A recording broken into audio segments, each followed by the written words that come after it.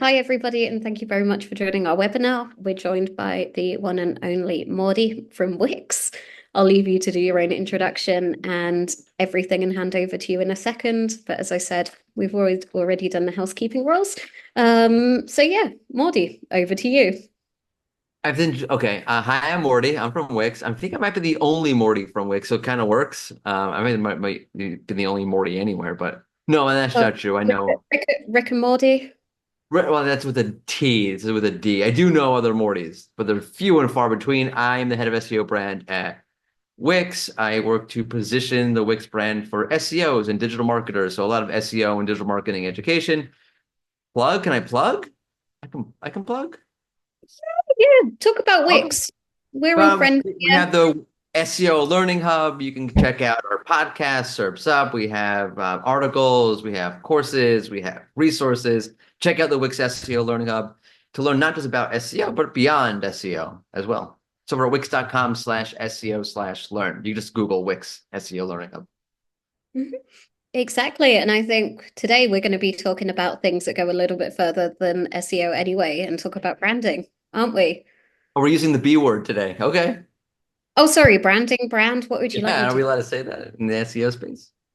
No, now we can. Now it's hip again. Branding It's, is cool again in SEO. So we can talk I don't about it. know. I work in digital marketing, so for me, it's always hip. I do brand marketing, so I always thought it was hip. So what do I know? Okay. Well, what do we know? Anyway, we're going to be talking about branding, whatever you want to call it. So, yeah. Where should we start? How about we start with the fact that, like, I think we're finally realizing that relying on algorithms is problematic. It's always been problematic, but like, us SEO people are like, well, social media and the Twitter algorithm, or now it's X, whatever, and this algorithm, like, well, those algorithms are so inconsistent. But Google, and I've always positioned SEO this way, is for long-term stable growth. I don't Yep. know if that's true anymore because the algorithm is, I'm not going to say wonky. I'll say it's complicated. In addition, you have Reddit everywhere and the AIO reviews. There's a lot of things that are making Google as a channel being called into question. And I think it's always kind of been, and I think we'll get into other reasons why it's always kind of been, but now you can really see the volatility. It's been insane. The conversation with the helpful content update. There's no recovery with the March core update. Now there was a recovery with the August update. Oh no, wait a second. Google wiped out those recoveries 2 days ago. So no, there aren't any more recoveries or as many recoveries. It just kind of makes doing SEO more complicated. By the way, if you're an SEO watching this, I kind of feel like because there are a lot of people who are leaving the industry because of this, and it's true. It just means that the good SEOs have more earning potential.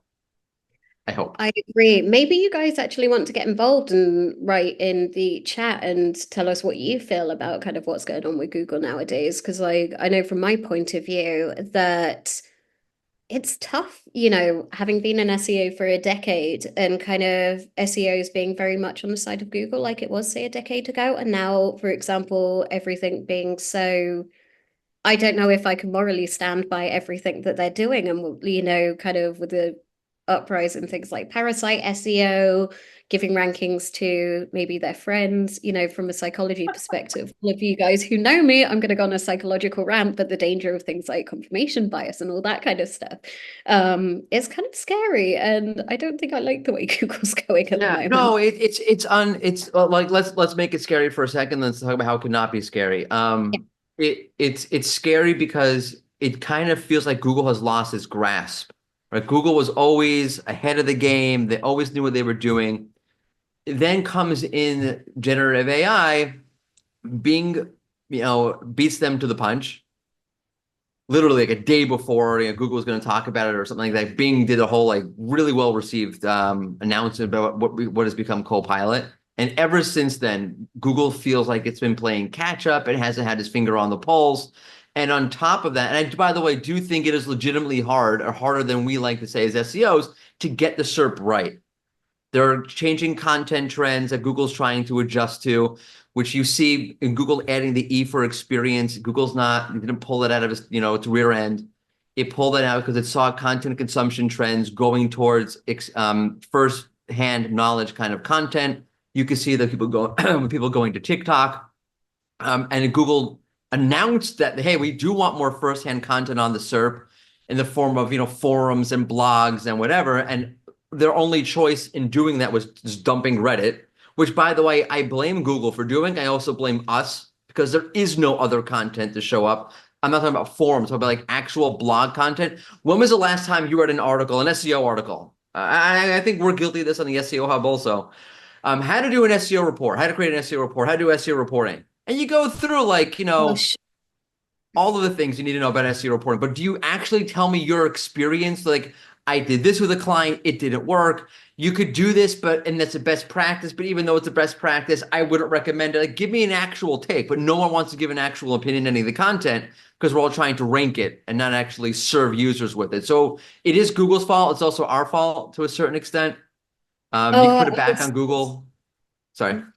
oh, sorry, I'm completely butting in there, but no, I completely agree with you on that. I was actually looking through Google yesterday and I was thinking exactly the same thing that, first 5, 10 results were just a load of rubbish because it was like, surface level articles that didn't really add any meat. And I wanted to go more in depth into a topic to look into something, to learn about something. And I was like, as SEOs, we should be responsible for the type of internet content that we're putting out. And I do genuinely think that by chasing, these rankings and putting out these 500-word blog posts, we've kind of ruined the internet and we're our own worst enemy at Oh, that in a way. content Um, goblin. Yep. I can see Don't lots of people have joined in actually. That Preeti was saying that she thinks that, this kind of stuff on LinkedIn and Twitter, share their experiences and try to make their articles, okay for some reason. And Dylan as well was saying that he thinks branding is just becoming more and more important because, brand seems to be a way of influencing rankings Yeah, I want now. to talk about that. I want to get to that. Dylan, I'm going to get to it, but we're going to build up to it. Because good brand Yep. building is good storytelling. Yep. So the server's kind of broken. There's all this volatility. It's hard for Google to get it right. There's an influx of AI content. There's not a lot of good content. The incentive cycle's all screwed up, and that's kind of everybody's fault. So getting it right is hard. And Google is trying to make major changes. They got rid of the helpful content up there. They integrated helpfulness into the core algorithm. I think they are trying, but for whatever reason, they can't seem to get it right. So that kind of has brought up like, wait, I hear more people in the last, I don't know, 2, 3 weeks, 2, 3 months, whatever it is, talking about getting off of, the crack that is the algorithms and doing things more about email lists, owning your audience. Also, and that topic has gotten hot again. But one thing I don't hear enough about, and this is going to go into what Dylan is mentioning in the Q&A, is yes, obviously owning your audience, email lists, all that kind of subscribers, all that great stuff. But part of or a way of owning your audience is branding. And I always thought, and it's funny because I've had a lot into I don't say arguments. I don't want to try to argue about this with people, but like spats, is that a better word? Interesting Oh, conversations with people about this point. The entire goal of what you're doing, forget as an SEO, whatever, as a company, as a marketing team, as a sales team, as whatever team, is getting people to come to you. Okay, like it's like the Cheers line, the Cheers, you want to go, everybody knows your name, right? No one ever said you want to go chasing people around the internet, screaming your name so they remember you. And I know that's sort of a hot take for performance marketers. We're like, no, we'll get the this and the that, we'll be at the buyer's journey and all that. That's not like, that's just an uphill battle. Chasing after your audience is, you could do it a great job. You can get millions of visits, but it's still an uphill battle. You ultimately want people to know who you are and to seek you out on their own. yeah, because people are That's not brand. white, they don't know you. It's But it's like, I don't know why that's a controversial concept, but in performance marketing, it does seem to be. It's obviously controversial because we're talking about, I don't do that and I want to be paid. So I'm going to say the thing that pays me is what the end goal is, if I'm going to be honest. But building up your brand is a way of owning your audience. If people associate me, they have positive sentiment towards me, they feel a connection towards me. Brand, by the way, I define brand as one of these like thorough concepts that like everyone kind of like doesn't have like an exact definition. branding to me is making a connection. It's a connection of two identities. It's me, my corporate identity or my brand identity, and the identity is, oh, hello. Okay. I think that's the cutest interruption that we've ever had in our webinars. Right now. Sorry about that. Branding is the connection between two different identities: who you are as a person, as a company, and who your audience is. That intersection. Welcome to working at home. That intersection is brand. That connection is brand. When you're able to make that connection somehow and get people to associate you, to get people to come to you, to look for you, to understand you, that is owning your audience, right? And that results in multiple different activations, right? That you saw something I did on social, you saw me at an event and my company at an event, you go to Google and then you Google us. And that's where the intersection between SEO and brand really comes in my opinion. Because like you're saying, oh, Google does seem to have preference for brand because Google has, and I'll stop talking after this point. Google does have a preference for brand because Google does for big brands, because Google has a preference for large digital light. Google's like a moth, and like a moth, it goes after whoever has the largest digital light. That's who it's going after. So big brands have a very large digital light or digital presence. So Google is attracted to that. You want to create a brand presence for yourself so that they see you at a local event or they see you wherever, and then they start Googling you. And they start Googling you and the thing that you offer, like Nike and shoes. You don't think Google is seeing that every time people enter Nike, they're also entering shoes and the semantic connection between Nike and shoes? Okay, those branded searches, in my opinion, Google's never confirmed this. There is a patent about this. Is an enormously strong signal about how relevant you are to that entity, the entity being your product or service. Okay, I'm done talking. It's absolutely fine. Keep on talking. I think everybody is enjoying it. But no, I completely agree with you about the whole brand thing. It's quite funny as well, because I'm actually going to be doing a talk on exactly the same thing or very similar about personal branding and why it's so important at SEO for Pause, literally right after this webinar. So if anybody wants to come and join that, it's free. So they're more than welcome to come and continue the conversation there. But it's so important. Like I use an example in my work that I think SEOs are too attached to the data side of things. And, I'm a general digital marketer. So a lot of the work that I do for brand awareness is kind of doesn't have something that you can tangibly measure, because like me talking at conferences, you can't tangibly measure the success of that because, people might buy Dragonmetrics 2 years down the line, but they might have heard about us because of that talk. And I can tell you, like, from my own personal website that I made literally like 3 months ago, and I have now 2 blog posts. I had one blog post on there. I'm ranking number 5 for quite a competitive keyword with my one blog post of my 2 pages. But I'm Like your getting Wix website, by the way. Yeah, that's my Wix website. Just because people know me from being around and being around at conferences. So like for me, and for everybody, not just like individuals, but as companies, especially if you want to take on the big guys, have a brand. It's like the That's top. the whole thing. Like you have to think like I wrote an article about the overlap between performance and brand for Search Engine Journal a couple of weeks ago. And one of the things that I talk about in the article is the reason why there's a conflict, because there really shouldn't be a conflict. Like brand should create and generate momentum that impacts performance. So in the case of SEO, having that digital presence, having that digital light, having people sharing my URLs on social media and getting links and mentions because of the brand activity, and then getting those branded searches. All of that comes from all of the good branding work that I'm doing, creates momentum. All of that momentum should impact performance. It should impact my SEO performance. It should impact my social performance. It should impact all of my performance. But for some reason, not for some reason, for a pretty logical reason, we separate the two out, right? Brand and performance, and they don't go together, and they have a different mindset. And the mindset is the problem. But what you're saying makes sense. Rand Fishkin has talked about this. I don't remember the exact quote, but like you should be doing things that can't be measured. I was just talking to Greg Sterling and Mike Blumenthal from the Near Media podcast about this on an episode of Surf's Up that did not come out yet because I literally interviewed them last night about merging your offline and online marketing. And it always comes back to this problem. So the same thing that I mentioned in the SEJ article is that there's a mindset issue. If I can't measure it, or if I can't see the immediate result of it, it doesn't exist.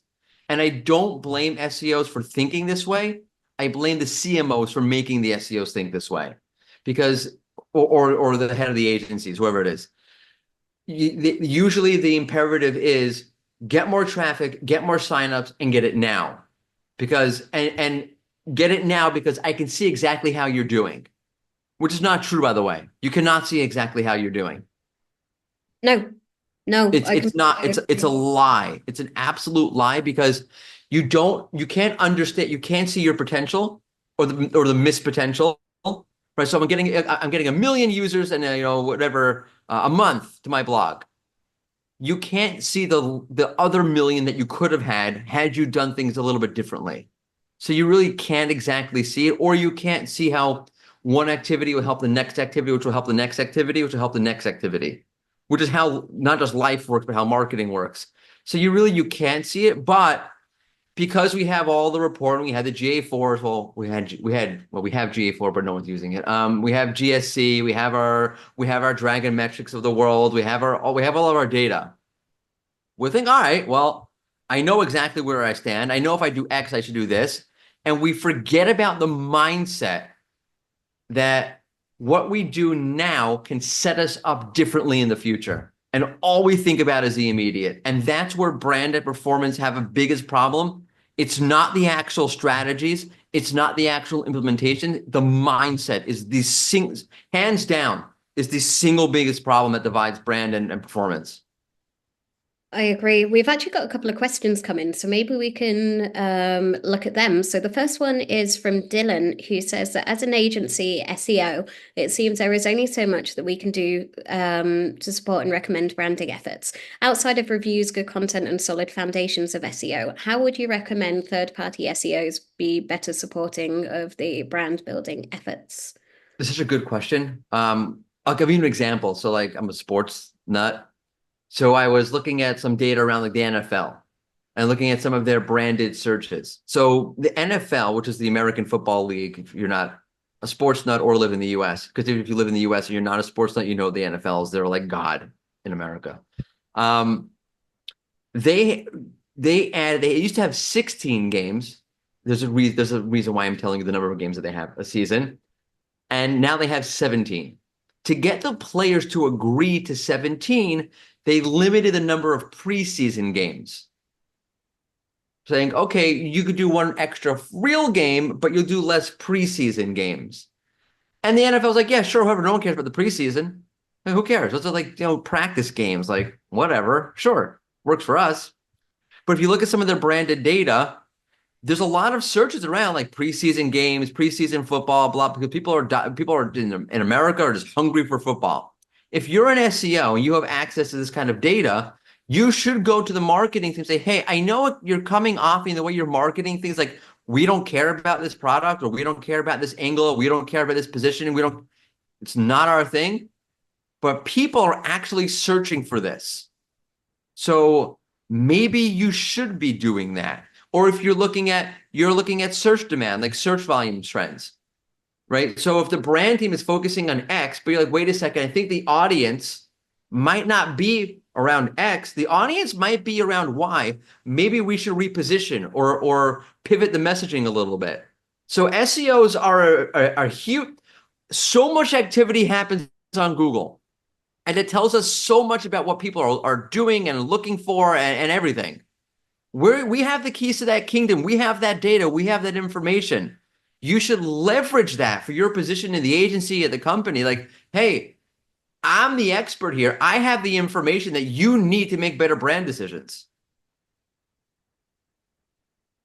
I think that's a good answer. No, I think that was a great example. And I think SEOs hold so much power because they have data. And I think people forget that, digital marketers in general or people in branding departments or digital marketing departments don't necessarily know that these tools exist and don't have access to the data. So you need to be there and you need to help them. And, my old international SEO consultant brain keeps turning on, especially when it comes to like international countries and stuff like that. You have the data to inform things like, country expansions and what sort of products are going to work in different countries. There is so much you can do and so much value that you can add. I think SEOs just need to be kind of more prepared to step outside the box and actually share this knowledge rather than just sticking to kind of the status quo of, do some redirects and writing some content and then tracking it, that sort of thing.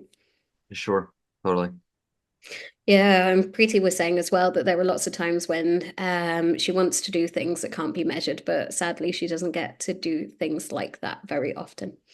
Yeah, and it's a problem. It's a digital problem, right? If you look at like I don't know, companies that are doing offline marketing. I don't know. I'm trying to think like who does offline marketing? Car companies, right? They know there's no click, right? They know that if I'm going to run an ad for Hyundai and the car, there's no click. It's all sentiment and awareness and messaging and identity. But when you're on digital, you just don't. It's like we know that. Like we all know that that stuff works. We all watch TV, right? We all see the commercial, like, yeah, that was great. Wow. And then we see the horrible ones. We say that was garbage. But the second you go online, our brains turn off completely. And it's hard to get client buy-in. If you want to talk about brand, I think if you want to get buy-in, you need to talk about how the momentum you're going to create is going to generate new opportunities and what those opportunities might be, because you can't always know. So you have to make that connection between, and brand marketers make this mistake also. Like they divorce themselves from performance. Don't. Like show the idea that momentum will equal performance. If you could somehow tap into that, that's where I feel the buy-in starts to happen. It's still hard though, but it starts to happen. No, I completely agree with that. And I think as long as you can tie kind of SEO goals to branding opportunities and stuff like that, it makes it a lot easier to kind of for people to understand. Like in Dragometrics, we have a ROI forecaster tool where you can forecast the potential revenue of certain keywords that you're going to put into certain positions. But how do you get there? How do you get from, position five to something else, and how do you get that increase? This is where you can talk about branding and your branding efforts, and that you're going to create all of this content not just for SEO purposes, but you're going to add in their brand awareness and everything as well, just to beef that up a bit. Yep, Tell totally. stories. Yeah. That's probably what I was trying to get to. Yeah, so it's a tough one. Do you have any more tips? Or, if people were just starting off on their journey to, involve brand in their SEO efforts, where would you start? I mean, the first thing is like is to pin down like what the brand is. Like everything starts with brand identity, in my opinion. If you're going to try to, leverage brand momentum for SEO or for any other performance activities, I guess outside of like pure PPC, I'm sure factors in there somehow also. I just don't do pure PPC anymore. Um, Everything starts with identity, all of the positioning and all of the messaging, which means all of the momentum that comes from that. All of that starts from the identity itself. Who are you? And usually you'll find that online brands have a horrible time differentiating and creating that identity. One mistake I see a lot of is that people start with the identity in the differentiation. Oh, what's the, because again, like, and it's very much an SEO thing. Like, okay, what are the competitors doing? Okay, I'll do that, or I'll grab that from them. Where in reality, you want to start with you and you want to understand what gives you depth, like because you need to give something that the audience can chew on it and grab onto, because brand is associative. Like back in the day, think of like the Nike commercials. You had Michael Jordan dunking over Spike Lee wearing Nike. They mentioned nothing about Nike. There was no sell, there was no pitch. It's pure association, right? Oh, Michael Jordan's amazing. There's the Nike symbol. Nike is amazing. I'm oversimplifying that. but you have to have some kind of depth concept to grab onto that the audience can create an association to or associations with. So it all starts from there. There you do want to obviously like think about differentiation after the fact and so forth and so forth. That identity of who you are, right, will then lead into how you position the product or the service and then how you message it, right? So if I don't know, like I'm a minivan company and I'm like, you know what, like who are we? We are the people who make schlepping your kids around to soccer matches easier, right? So now you have a natural, like, how are you positioning this? Oh, easy. We're positioning this as like we help like soccer moms. We help you make your life easier. Now your messaging is pretty simple, like make schlepping your kids around easier. Obviously, it's terrible messaging. You need to refine that, but you get what I'm saying. Yep, and then Now I you said need to, to SEO. yeah. Sorry, I got But too now you excited. need now you need to take that concept and you need to generate momentum, right? And now that comes in like partnerships, meet like collaborations, influencer marketing, getting that reach, getting in front of people, creating relationships with people in your industry, getting out there and getting that. I wouldn't call it buzz. That's a bad word. I call it cadence. Getting that cadence going, posting creatives, social media, blah blah, all the things then need to happen, and that will eventually impact all of your performance across whatever it is that you're doing, whether it's pure SEO, whether it's you have content distribution goals, whether it's social media goals, all of that momentum that starts with that identity and with the facilitation of partnering up with others to get that reach out there, that all will impact all of your performance metrics. Nice. It sounds so easy when you frame it that way, but it's like so not. It does. It does. And it's quite funny as well because I was I wrote a blog post at the weekend and it just kind of reminded me of that, talking about, mindset-based targeting and, looking into if your customers have a fixed mindset or a growth mindset. And based on what mindset your customers are, you can target them based on messages that they want. So, for example, if you're BMW, the reason why people who drive BMWs, have a reputation of driving a bit like idiots, or I'm not going to use the word that I wanted to say, is because they have a fixed mindset. And you can hook on that fixed mindset by knowing that people with fixed mindsets like status symbols and they want to look impressive for everybody else. And they want to do it easily without having to put the work in. So therefore, when you're marketing your product, your messages need to be around. With a BMW, you can look amazing and you can look like the big boss, even though you're middle management or something like that. Like imagine it being a million times better.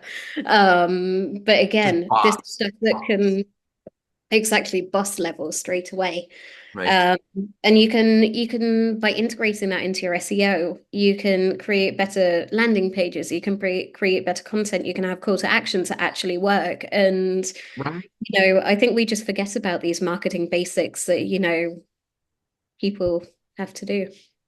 That's such a good point, right? Everyone's now, the Google leaks and user behavior metrics. So you can rank the content, but if it doesn't resonate, they don't stay. They don't go to the next page. They don't click on anything. So even if you had like even if they stayed for a long time and all those great user behavior metrics are there, the Mm. metric the boss wants is not the traffic per se. It's whatever revenue goal is Mm. there. So if you don't so not only do you need to keep them on the page, because what SEO will get them on the page, keep them there because that's good for the user behavior metrics, but you also have to resonate. Because if you don't resonate, then there's no click through to the next thing. So for example, if you're leveraging an informational content strategy to circumvent the fact that you can't yet rank for those really commercial or transactional head terms, that content that you wrote, that informational content needs to resonate in a way that it says to the user, I do want to click on that little button you have that says, go buy these socks that I'm selling. But that's not Exactly. an SEO thing per se. Exactly. And that's what kind of sets these big brands apart from the others, because people buy into Apple because they want the lifestyle of, say, people who buy Apple, and they buy luxury brands because they want the lifestyle of that brand. They see themselves in it. Whereas how many times as SEOs we can say that we've created, a viral lifestyle brand from SEO? We can't. And I think this leads nicely into, sorry. No, I Would was you? gonna say, like, is that a funny thing that we think like SEO will, you can build your brand with SEO? You can do, and it's possible. You just, like Dylan has said, Very that piecemeal. yeah, he says that he thinks a lot of SEOs forget that we're a marketing role first, and this literally links into everything that he's saying. And he was saying we need to just go back to those high-level marketing strategies and theories that traditional marketers focus on. And I think that's so important. It's like one of those, like, it's a great point. That's first off. Mm. It's always been like one of these debates, like, is SEO in marketing? Is it product? And I think there's a split. If you're technical, like just technical, then it's probably not marketing. But if you're Oh not, yeah. then it is marketing. And then once you're in marketing, I feel like if you're siloing yourself to like the way that SEOs normally talk and function, I think you've lost the wider room that you're in, especially now, because now everyone is trying to, where are we at? How do we deal with this changing ecosystem, whether it's because user behavior trends are changing, content consumption trends are changing, or just the AI elephant in the room. And you're still in that room, not thinking like a marketer, but thinking like a pure SEO. I don't think you're on the same wavelength as everybody else in that room, which is a bad place to be. I think nowadays, especially with AI, you need to find your differentiator. And if you're not, I'm not a technical SEO, I'm not very good at technical SEO at all, but my differentiator is understanding how people think. And I think SEOs need to find this kind of sweet spot to be able to set them out from the crowd, to give people, that advantage, because there's so many dodgy SEOs out there. And like, unless you have that extra special skill, again, this links into what I'm going to be talking about later, you're not going to be able to, I don't think you'll survive very long. Yeah, and Harsh, that no, true. and that's one of those things. Like, you see the whole ecosystem has changed, even on the branding side, right? B2B branding has gotten far more, emotive. Like, Hmm. brands are using emotional marketing B2B, which is like, whoa, really? Yep. Because they've realized that there needs to be differentiation, because if AI is going to produce the same thing and people are looking for differentiation, so that's one way to differentiate. They're also realizing that people are looking for something more connective. So we're going to go ahead and do this. Everything is changing around us. The whole ecosystem is currently changing. It's like one of those, like, I don't know, moments on the web. And if you're still talking about search volumes and whatever's in that same way without thinking like an actual marketer at certain points in time, I feel like you just had a touch. Yep.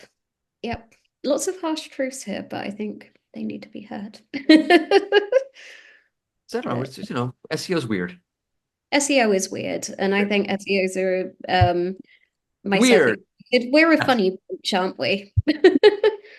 We're an interesting, but you know what's funny though? Like, I will say, like, SEOs are peculiar in how we think sometimes. But as in, we have a very, like, out of the marketing communities, there's like the PPC community, there's the SEO community, and then there's like kind of fragmented. So like we have a good thing going I do. I agree. And even though for I'm us. in neuro digital marketing, I definitely like the SEO community and still gonna stick most of my body in.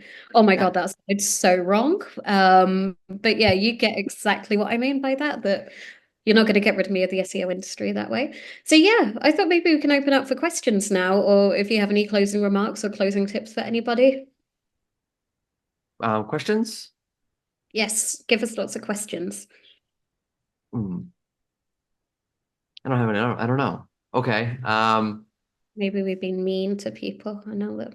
Oh, it's maybe it's okay. I'll throw a question out there. Like, do you feel that um with the way things are currently changing, that your role as an SEO, your official role as an SEO, is going to change, let's say within the next 2 to 3 years? Will you still be doing, I'm going to rephrase that in a concise way. Do you still think you'll be doing the same thing you're doing now in 2 to 3 years?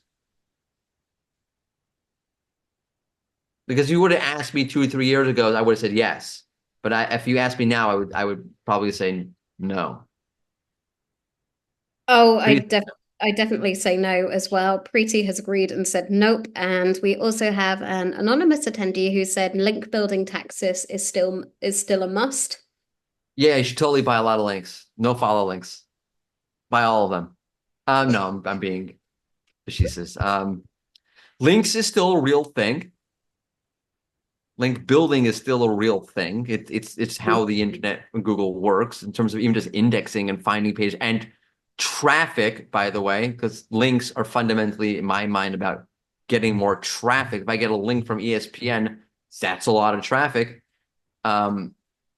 But yeah, they still influence the algorithm, but not to the same way that they did before. I think the tactics are going to change as well. Like, I know that people, for example, still buy links and they still claim it works a lot. But I think It, like it works short term, tactically, like it yeah. it's bonkers. I'll tell you where I see what happens is like, let's say you have a news site. I've seen this like time and time again. If that news site starts gaining links, Google will start to look at it a little bit differently. It'll boost the rankings a little bit. It'll come back down to earth, but Google does notice that it's, in my mind, it's not about the links in those moments per se. It's that Google's realizing, oh, wait a second, you're getting links. You do have a digital presence. Let's change your ranking paradigm a little bit. So it's what the links say about you, not like the links per se kind of thing. But yeah, as Preeti says, the amount of preference people give to links is crazy. Yep. I see that quite a bit. Anyway, I'm going to add a disclaimer. Do not buy links and do not buy no follow links. There you go, Just give Mordy. me your money instead. Just give me money. I'll take your money. I'll give you links. Mhm. Sure. Okay, so tips for people who are just starting SEO. How should we build the personal brand in the future? Come to my talk after this, and I'll tell you all the secrets of personal I'm branding. not telling you a word then about personal branding. I'm skipping it. You have to go to the next talk. Go to the next talk. Yeah. But seriously, I think if you're getting started on personal branding, there are so many different things that you could be doing. I think you need to start, working on yourself, positioning yourself as a key person of influence. I know that's the name of the book, but it's a very good way of summing it up. And I think as well, you need to think of yourself as a brand. So you need to sit down and put together a brand plan for yourself and Yeah. then do that. Don't make me sell myself, just let me sell my clients' stuff and go home. Nope, Dylan, you have to sell yourself because then you'll get more work opportunities and then there's loads of positive things to it. And you'll get more By the way, money. like, yeah, but personal branding, by the way, I always say it's like a company. Every company has a brand. The question is, are you controlling that narrative or not? Right? You're always giving off signals and identity. Just are you controlling that narrative? You have a personal brand. People think about you at work. It doesn't have, but personal branding is not for social media. It's for the work environment. Right? You want to be seen. I'm the person who will handle the hard task no matter what. Oh, it's So it's for everywhere. Exactly. It's not just like for being an influencer or anything. It's like yeah. for getting opportunities at work. It's for, getting promotions. It's for getting pay rises, for avoiding redundancies because you are needed too much to, not be fired. So build that personal brand, Dylan. Do Yeah. it. Um, but yeah, I think that's a good place to stop. Sorry, Dylan, that we're just stopping on bullying you and telling you to go make your personal brand, but people do it. Work on your company's brand as well. Yeah, I know we're so rude. We're horrible people. Um, we promise next time we'll pick somebody else to tease. Um, but yeah, anyway, thank you so much, everybody who joined us. And for those of you who are joining through the recording, if you have any questions or anything, you can reach out to me, you can reach out to Mordy. We can continue this conversation on social if you want. But yeah, I think this was a really nice chat. Maybe not if you're Dylan, but yeah, No, thank you Dylan's for joining. Thanks so Yeah, much. bye.